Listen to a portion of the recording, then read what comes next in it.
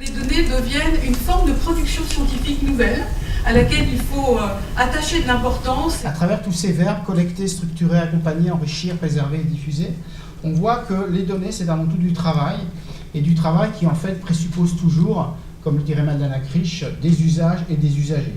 Nous avons compris assez tôt que ce tournant technologique concernait au premier chef les disciplines qui sont propres à notre maison, les sciences sociales, les sciences humaines et sociales, compris que la révolution numérique n'était pas seulement un objet d'étude en soi, mais qu'elle apportait avec elle des outils qui étaient révolutionnaires pour la manière de concevoir nos propres approches scientifiques sur les objets qui sont ceux des sciences sociales. Le CNSP, c'est bien plus que du partage de données, on est aussi dans la production de données, avec un gros panel Internet mobile qui s'appelle Ellipse.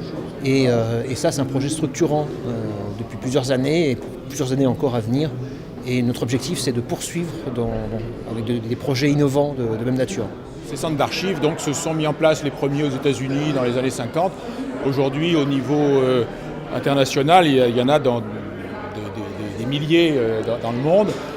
La France a un réseau de centres qui est organisé notamment sous l'appellation du réseau Quetelet. Et donc le CDSP a été créé il y a 10 ans comme une composante de ce réseau. Techniquement, on a des modes de collecte qui sont très variés.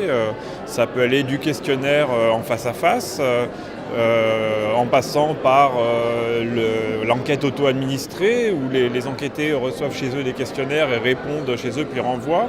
Et puis aussi des moyens plus modernes, plus récents, comme par exemple les tablettes qui sont utilisées dans le panel Ellipse. Tout a changé parce qu'on a beaucoup plus de données à disposition, il y a beaucoup plus d'enquêtes internationales, il y a beaucoup plus de travail collectif qui est fait.